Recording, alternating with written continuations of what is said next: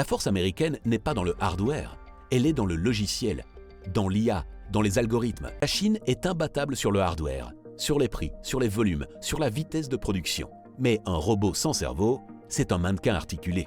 Et le cerveau, c'est le logiciel.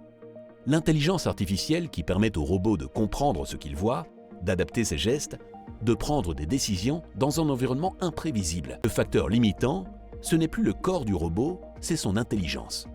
Il dit attendre le moment ChatGPT de la robotique, ce point de bascule où un modèle d'IA change tout. Ce moment n'est pas encore arrivé.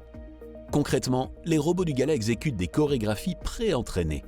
C'est spectaculaire, mais c'est du script. Demandez à ces mêmes robots de ranger un appartement inconnu et ils se cognent dans les meubles. Ces robots sont construits avec des GPU américains. Les restrictions d'export sur les puces avancées, imposées par Washington depuis 2022, compliquent l'accès chinois aux processeurs les plus performants. Si l'IA est le cerveau du robot et que le cerveau tourne sur du silicium américain, la domination chinoise a une dépendance cachée. Quand un constructeur automobile sacrifie les voitures qui ont fait sa légende pour fabriquer des robots, ce n'est pas un pivot, c'est un pari existentiel. Il déclare que la Chine est à la fois très forte en IA et en fabrication, et sera sans doute le compétiteur le plus redoutable de Tesla dans ce domaine. Mais le fait qu'il restructure physiquement ses usines pour fabriquer des robots, ça c'est concret.